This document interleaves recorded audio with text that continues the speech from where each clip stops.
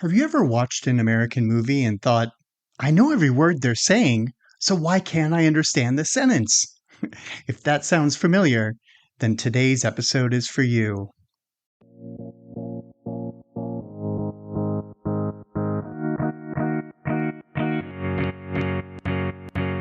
Welcome back to The Accent Journey, the podcast for non-native speakers of American English who want to sound clearer, more confident, and more natural when they speak.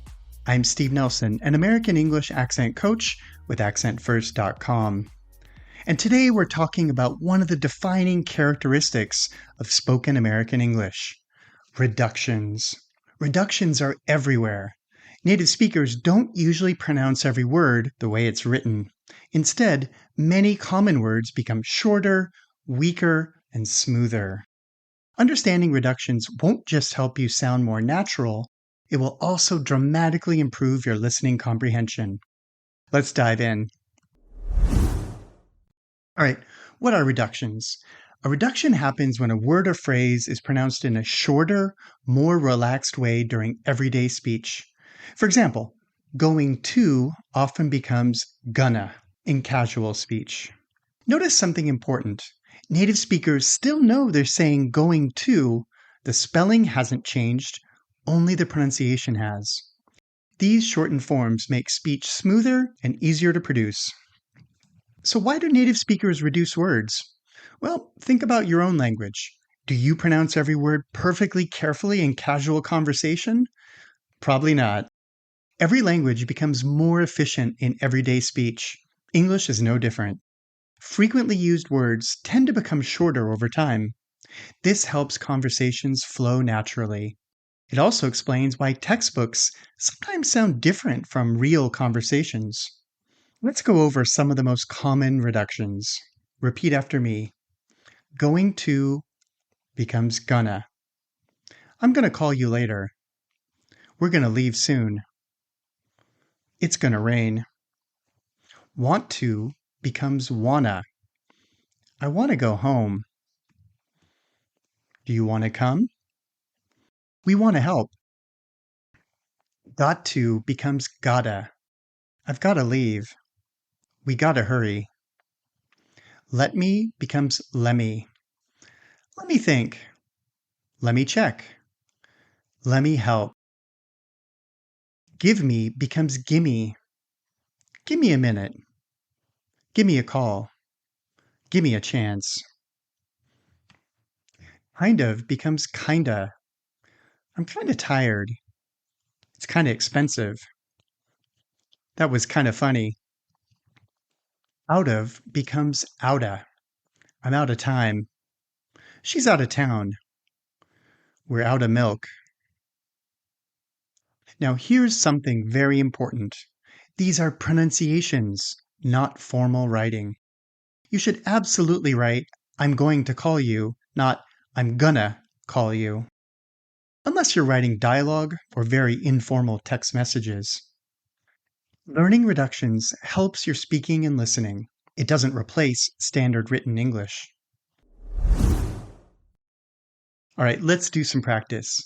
I'll read each pair twice. First carefully, then a bit more naturally. Listen for the difference. I'm going to leave. I'm gonna leave.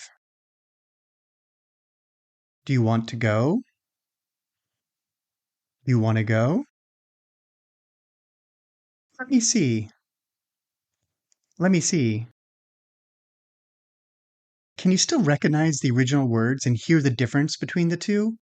The more you listen for reductions, the easier they'll become to understand. Now let's do some conversational practice. Repeat both roles. Dialogue 1. What are you going to do tonight?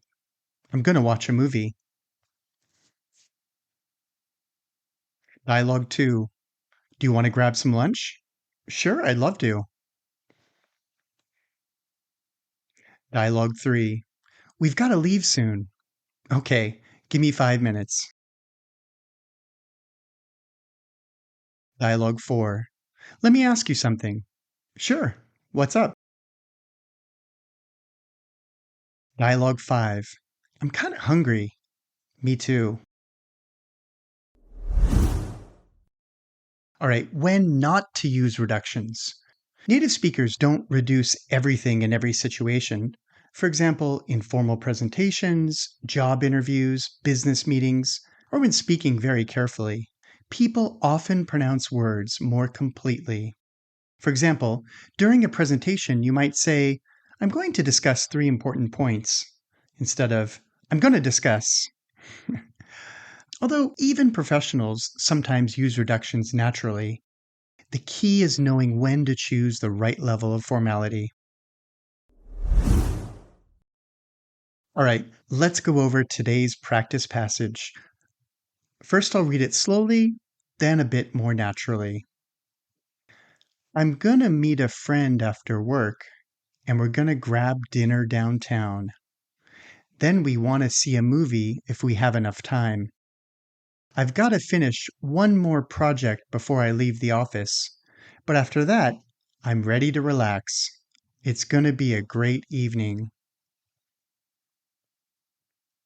I'm going to meet a friend after work, and we're going to grab dinner downtown.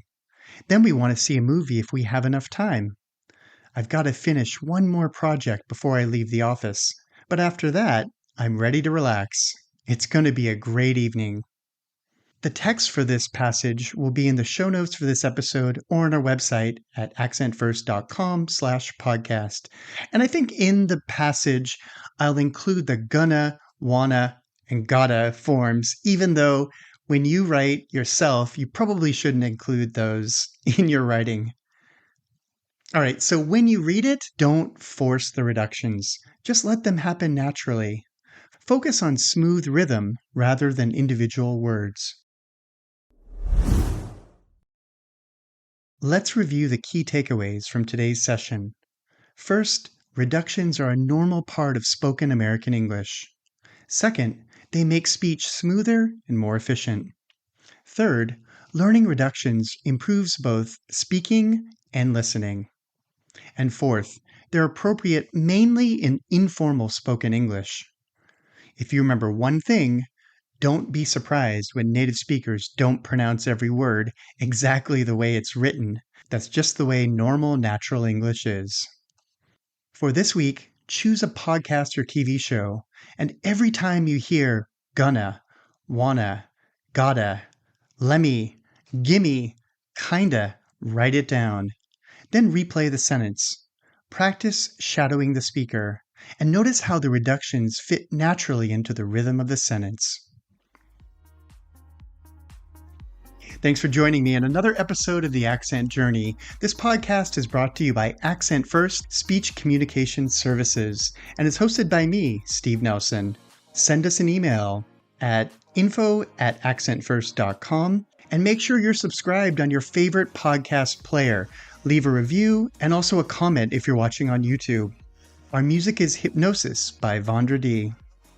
Until next time, keep listening, keep practicing, and remember, sometimes the words you don't hear clearly are the ones native speakers say the most.